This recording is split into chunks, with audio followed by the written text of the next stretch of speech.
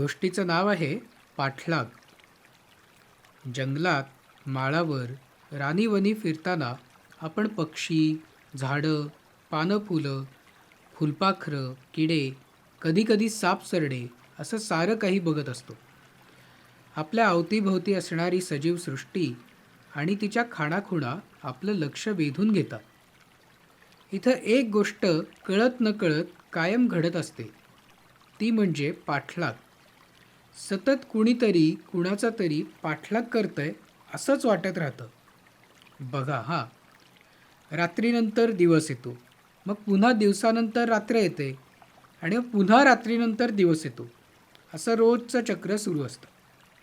उन्हाळा, पावसाळा, हिवाळा असं ऋतूचक्र सुरू असतं.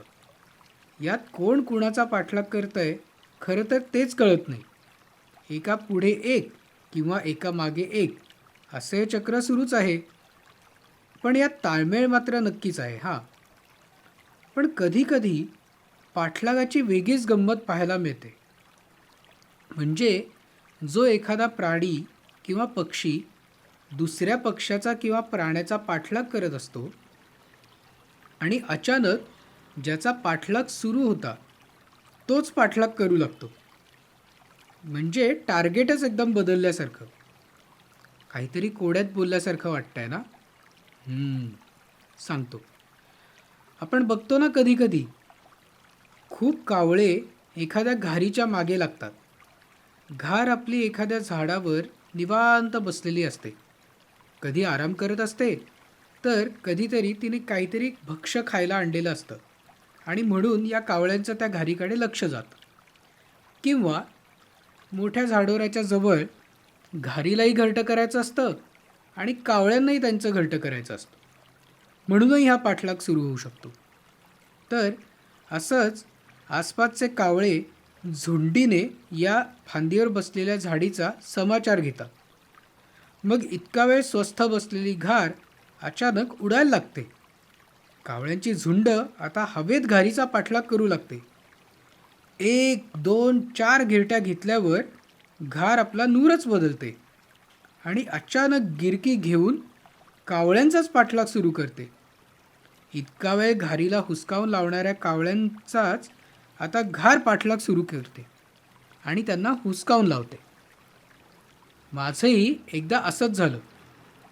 मी वनसंवर्धनाच्या कामासाठी पुण्यापासून काही अंतरावर एका गायरानावर काम करत होतो. इथं एक टेकडीवजा डोंगर होता आणि त्याला लागून असलेल्या उतारावर बाभळी, बारतोंडी, हिवर, शिरीष, शिसम यांची झाडं होती. इथं पक्ष्यांचा अभ्यास करताना मी पाऊलवाटांवर सारखा फिरत होतो. या पाऊलवाटांवर कायम तरस, कोल्हे आणि कधीकधी तर बिबट्यांच्या पावलांचेही ठसे दिसायचे. पण या सगळ्या प्राण्यांचा पाठलाग करणं फार अवघड होतं. एकतर आजूबाजूला शेती असल्यामुळे माणसांचा सतत वावर असायचा. मग हे प्राणी रात्री अपरात्री किंवा खूप पहाटे अंधारात वावरत असावेत असा माझा अंदाज होता. एक दिवस एका पाऊलवाटेनं टेकडीवरचा कड्याचा भाग चढून जाताना मात्र कपारीवर गुहा असल्यासारखं जाणवलं. कुठल्या तरी प्राण्याच्या सारख्या सततच्या येण्या जाण्यानं ही वाट मळली होती. मी या गुहेजवळ जाणाऱ्या वाटेवर टेहेळणी कॅमेरा म्हणजे कॅमेरा ट्रॅप लावला. 2 दिवस वाट पाहिली आणि कॅमेरा ट्रॅप चेक करायला गेलो. तर लांबूनच कॅमेरा ट्रॅप उघडलेला असलेला दिसला. जरा शंकाच आली म्हणून सावध होऊन त्या दिशेने चालायला लागलो. माझे सहकारी नेहमीच्या वाटेनं टेकडी खालून वर येत होते आणि मी दुसऱ्या बाजूनी कड्याच्या वरून आलो होतो. त्यांना वर येता येता कॅमेरा ट्रॅप आणायला सांगावं म्हणून मी त्यांना हाकारा घातला. हो, जंगलात, आडवाटांवर बरेचदा असा हाकारा घालून एकमेकांचं लक्ष वेधून घेता येतं. तर हा हाकारा कसा असतो तर वू वू अशी मोठ्यांनी मारलेली हाक. मी त्यांना असा हाकारा घालून त्यांचं लक्ष वेधण्याचा प्रयत्न केला. पण ते आपापसात बोलण्यात दंग होते.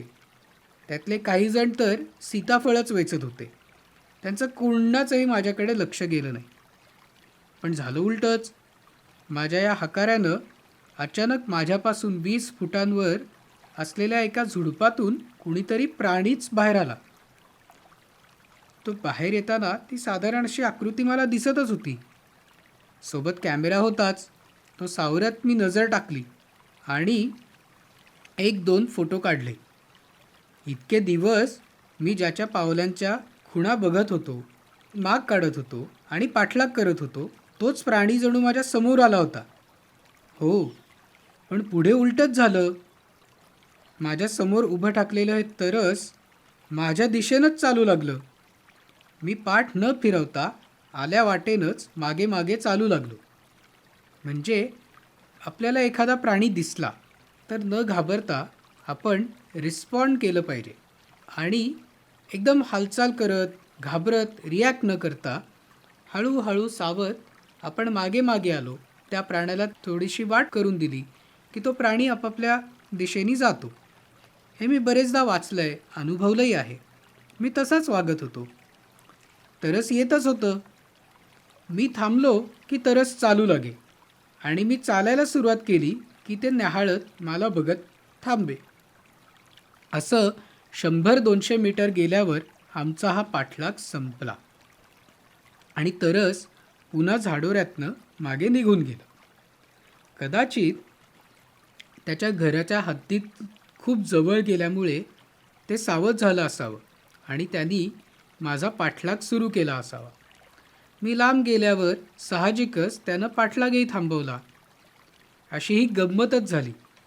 पण आजवरच्या सगळ्या अनुभवांपेक्षा खूपच थरारक असा हा अनुभव होता, पाठलाग.